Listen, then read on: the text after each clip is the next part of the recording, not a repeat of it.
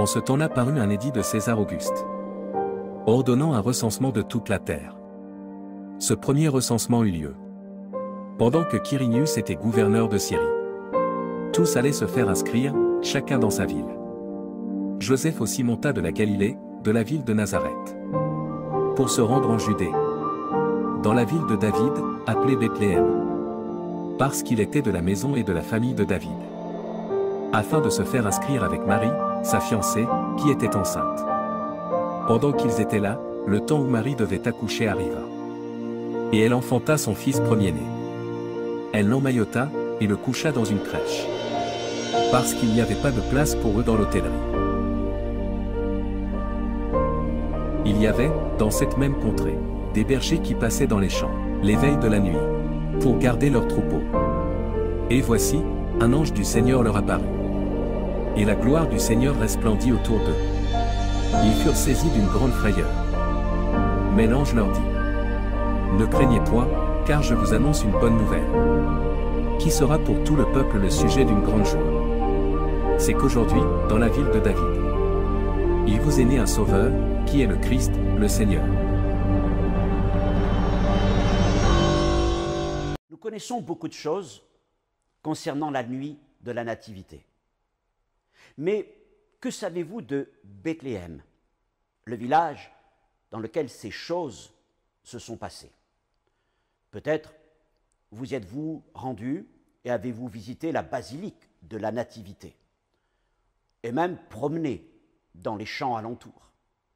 Mais Bethléem n'est pas qu'une destination touristique ou un lieu chargé d'histoire. C'est un village choisi de Dieu dès les temps les plus anciens. Un village marqué par plusieurs naissances très importantes dans le récit biblique. Alors, Bethléem était un village, c'est vrai, de peu d'importance. Et il n'avait rien de comparable en prestige avec les autres villes de Judée, que ce soit Jérusalem, où se dressait le temple du Seigneur, ou Hébron, la ville des patriarches, ou encore Jéricho, la ville des marchands et des palmiers.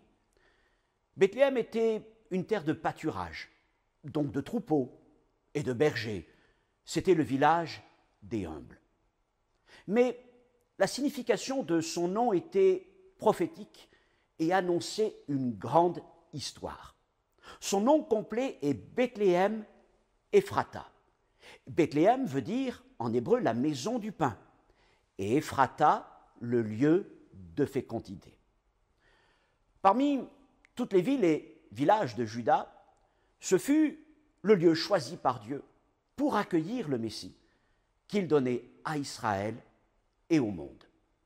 Alors, la première mention de Bethléem dans les Écritures se trouve dans le livre de la Genèse. Ils partirent de Béthel, et il y avait encore une certaine distance jusqu'à Ephrata, lorsque Rachel accoucha. Elle eut un accouchement pénible, et pendant les douleurs de l'enfantement, la sage-femme lui dit: ne crains point, car tu as encore un fils. Et comme elle allait rendre l'âme, car elle était mourante, elle lui donna le nom de Benoni, mais le père l'appela Benjamin. Rachel mourut, et elle fut enterrée sur le chemin d'Ephrata, qui est Bethléem. Jacob éleva un monument sur son sépulcre, c'est le monument du sépulcre de Rachel, qui existe encore aujourd'hui. Genèse 35, 16-20. Il est déjà dans ce texte question d'un accouchement, celui de Rachel, épouse de Jacob. Mais les choses se passent mal, et elle meurt en donnant la vie. Et en expirant, elle appelle son enfant Ben-Oni, fils de ma douleur. Mais Jacob, son père, transforme son nom en Benjamin, fils de ma droite, fils de ma force.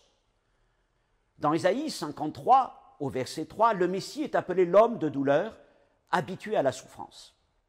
Il est en quelque sorte notre Ben-Oni, celui qui, en devenant semblable à nous dans notre humanité, s'est chargé de toutes nos douleurs. Mais au plus profond de ses souffrances, Dieu est venu le relever pour le faire asseoir à sa droite, Éphésiens chapitre 1er, verset 20, et l'établir comme son Benjamin, le fils de sa droite, le fils de sa puissance et de sa force. Et ce fils, c'est Jésus, fils de Joseph et de Marie, né à Bethléem. Alors il est encore question de Bethléem dans le magnifique livre de Ruth. C'est là, dans les champs de Bethléem, que Ruth et sa belle-maman Naomi découvrent la grâce, la rédemption de toutes leurs douleurs et de leur passé. Et c'est là que Ruth y reçoit aussi l'amour, la compassion et la restauration, un peuple, une famille, un avenir. Et tout cela à travers un homme, Boaz, ce qui veut dire celui en qui est la force. Boaz lui répondit, « On m'a rapporté tout ce que tu as fait pour ta belle-mère depuis la mort de ton mari, et comment tu as quitté ton père et ta mère et le pays de ta naissance, pour aller vers un peuple que tu ne connaissais point auparavant. Que l'Éternel te rende ce que tu as fait, et que ta récompense soit entière de la part de l'Éternel, le Dieu d'Israël, sous les ailes duquel tu es venu te réfugier. » Et elle dit, « Oh, que je trouve grâce à tes yeux, mon Seigneur. Car tu m'as consolé, et tu as parlé au cœur de ta servante. Et pourtant je ne suis pas, moi, comme l'une de tes servantes. » Ruth 2, 11-13. Ayant droit de rachat, Boaz devient le rédempteur de Ruth. Il l'épouse et lui donne une descendance, Obed, qui sera le grand-père de David. Jésus est notre rédempteur. Il est notre force. Et il nous accorde grâce, salut et restauration. Et c'est auprès de lui que nous trouvons la consolation et l'amour. Il est le véritable époux de l'Église, qui rassemble tous ceux, juifs et non-juifs, qui ont placé leur foi et leur espérance en lui. Bethléem est aussi le lieu dans lequel naquit un garçon, 8e d'une fratrie, préposé à garder les quelques bêtes de son père dans les collines alentours, les défendant de toutes ses forces par son bâton contre les voleurs et les prédateurs, l'ours et le lion, et les conduisant par sa houlette vers les prairies et les sources d'eau fraîche. Et ce dernier, bien sûr, c'est David. Et c'est vers lui, à Bethléem, que le prophète Samuel est envoyé par Dieu. Puis Samuel dit à Isaïe, « Sont cela tous tes fils ?» Et il répondit, « Il reste encore le plus jeune, mais il fait paître les brebis. » Alors Samuel dit à Isaïe, « Envoie le chercher, car nous ne nous placerons pas avant qu'il ne soit venu ici. » Isaïe l'envoya chercher. Or il était blond, avec de beaux yeux et une belle figure. L'Éternel dit à Samuel, « Lève-toi, oins-le, car c'est lui. » Samuel prit la corne d'huile, et le mit au milieu de ses frères. L'Esprit de l'Éternel saisit David, à partir de ce jour et dans la suite. Samuel se leva, et s'en alla à Rama. 1 Samuel 16, 11-13. Cependant, qui reconnaît en David le choix de Dieu? Oh, il n'a ni la force, ni la prestance de ses aînés, Eliab ou Abinadab. Mais David est l'homme selon le cœur de Dieu. Et Dieu l'a oint d'une huile de joie de préférence à ses compagnons, Psaume 45, verset 8. Plus tard, c'est à David de Bethléem que le prophète adresse ces paroles de la part de Dieu.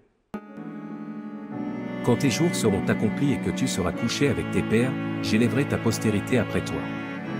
Celui qui sera sorti de tes entrailles, et j'affermirai son règne. Ce sera lui qui bâtira une maison à mon nom, et j'affermirai pour toujours le trône de son royaume. 2 Samuel 7, 12, 13. Alors bien au-delà de son fils Salomon, ce fils qui devait naître annoncé par le prophète, c'est Jésus Emmanuel, selon ce qu'avait annoncé un autre prophète, Ésaïe. Voici, la jeune fille deviendra enceinte, elle enfantera un fils, et elle lui donnera le nom d'Emmanuel. Ésaïe 7, 14. Bien après David, Michée prophétisa à son tour encore sur Bethléem la petite.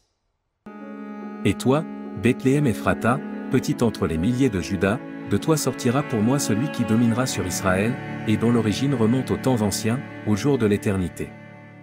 Michée 5:2. Quelques siècles plus tard, la prophétie s'accomplit, lorsque Joseph et Marie, enceintes, se présentent à Bethléem pour le recensement. Et il ne trouve aucune place dans l'auberge, si ce n'est parmi les animaux de l'étable. Mais c'est là que Marie donne naissance à son enfant, appelé à devenir la lumière des nations et la gloire d'Israël. Luc 4, verset 32. Et dans cette nuit, cette lumière semble bien fragile. Qui peut voir en lui alors l'envoyé de Dieu, le Fils de Dieu? Mais c'est alors qu'un ange du Seigneur se révèle à des bergers de Bethléem et leur annonce ceci. Et voici, un ange du Seigneur leur apparut, et la gloire du Seigneur resplendit autour d'eux. Ils furent saisis d'une grande frayeur. Mais l'ange leur dit: Ne craignez point, car je vous annonce une bonne nouvelle, qui sera pour tout le peuple le sujet d'une grande joie. C'est qu'aujourd'hui, dans la ville de David, il vous est né un sauveur, qui est le Christ, le Seigneur. Luc 2, 9, 11. Dès le commencement, la gloire de Dieu repose sur cet enfant. À Bethléem, Jésus est né parmi les humbles, dans une étable. Et seuls des bergers viennent le voir et lui apportent leurs hommages. Mais dans le ciel, les anges proclament déjà la gloire de cet enfant.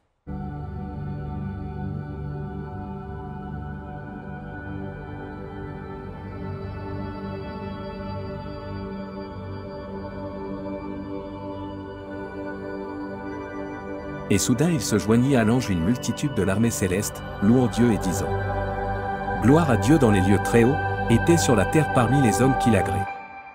Luc 2, 13, 14. Ainsi, de Bethléem la petite, la humble, est sorti pour Dieu le prince, le Seigneur, celui qui dominera. C'est Jésus. Et c'est sa naissance que nous commémorons.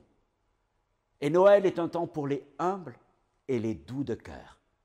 Et que ce jour soit pour vous et pour vos familles un jour de consolation et de restauration.